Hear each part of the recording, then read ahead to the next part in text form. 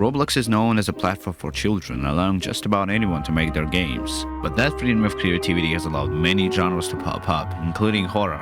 Horror games on Roblox have a long story, with the first game dating back to 2006, the year of Roblox creation. Quality of them has increased dramatically over a decade and a half of existence, with some of the horror games having groundbreaking gameplay and graphics, and some of them not improving at all. Today we're going to be taking a look at some of the worst horror games possible.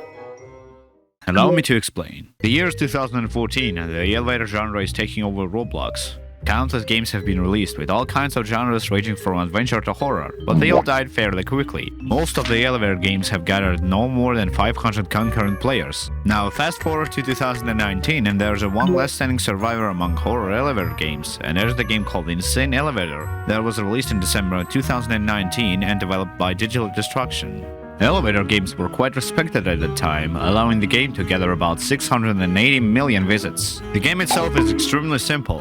You get on the elevator, you try to survive anything or anyone that is trying to kill you. The game does not function as a horror because of a lack of actual horror elements.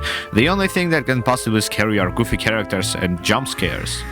For the time of 2019, the game feels really old and feels like it was made in 2016 instead. Year of 2019 saw a huge boom in popularity of story horror games that aim to provide a story and at least some sort of actual horror element. Unfortunately, this game has failed. Created in June of 2019 by Samson the 16th, this game throws you in a seemingly normal hotel only for it to turn into absolute menace and definitely not a horror. You start off in a hotel where you get your keycard and head into your room. Some shit happens and boom boom we die in the dumbest way possible. The hotel is an extremely slow and boring game. It tries to scare you with occasional spooks, but they do not work at all. Instead, the game is born about exploration and waiting for it to progress.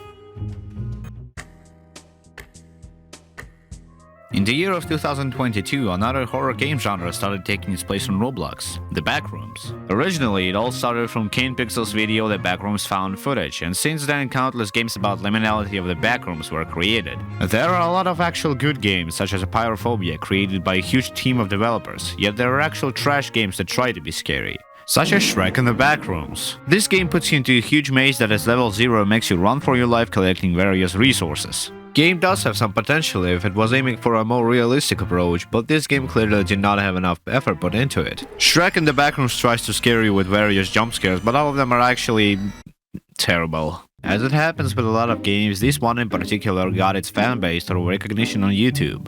Cheese Escape, created by Spyro, or Spiro, 734, puts you in a maze with one objective: escape. You can do so by going through puzzles that are somewhat interesting, yet the game is incredibly boring by making you run from a giant rat and advertising it as horror. Allow me to explain, and you developers listen closely. Making people run away from something is not scary and will not leave an impression on someone, unless there's something accompanying it. Got it? Good. Continuing with my explanation, there are absolutely no horror elements that would scare you. Overall, this game feels more like an adventure-style game rather than a horror. Or maybe I don't understand something.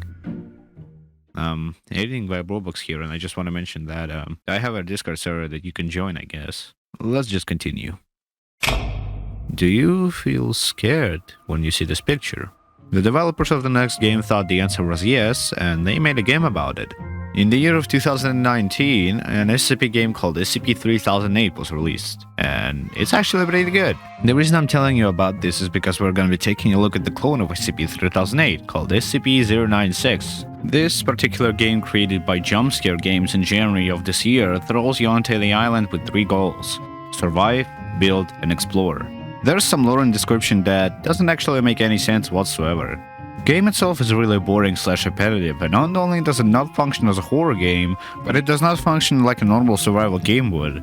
The game tries to scare you with screams of 096 and dark atmosphere, but it fails. Despite this, 096 manages to retain an active player base of 1,500 players, and it managed to get over 8 million visits.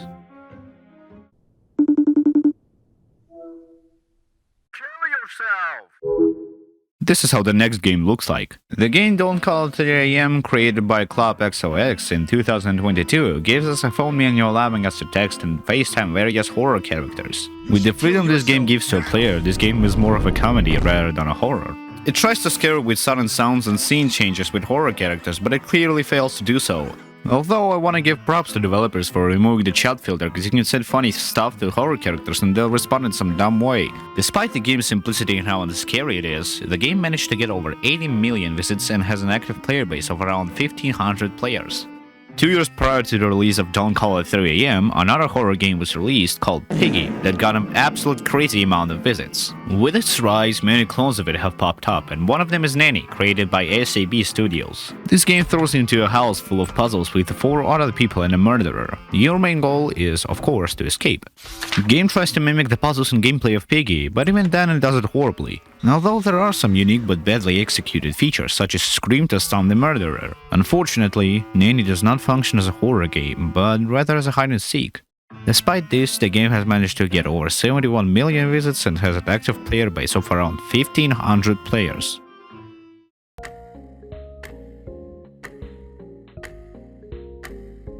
Oh my fucking god! Following the discussion of Nanny, it would be logical to talk about the game that inspired it. In 2020, one of the most popular games on Roblox as a whole was released, and the name of it is Piggy. Its gameplay is also similar to the gameplay of Granny, another horror game. You are thrown into a huge house with a task to escape. You can do so by completing puzzles, but the game itself is actually horrible and might be one of the worst horror games on Roblox right now. It is quite obvious that developers have children as their target audience, and they don't bother adding actual horror elements to the game. There are some cool features though, such as building custom maps, allowing players to express themselves and create levels and even custom stories. Game is still getting updated frequently, and to this point it has gathered over 11 billion visits and has an active player base of 20,000 people. Peppa Pig is indeed unsettling, but not in this case. This following game might as well be the worst game on this list. It still manages to get over 2,000 players and over 80 million visits. Hungry Pig is the Roblox game released in 2022 by Fruit Loops Pop-Tart. I don't want to shame this game too much, but this game is the worst one I've ever fucking seen. I really can't think of any reason why this game would get any players. Hungry Pig throws you into a huge maze with an objective to steal food from Peppa Pig characters while being chased down by them. Not only is the game made poorly, but jump scares are not scary at all, and the only thing that is actually scary is the mindset of a developer that was making this. Those are all of the worst games on Roblox. Thank you for watching, join my Discord server, and peace out.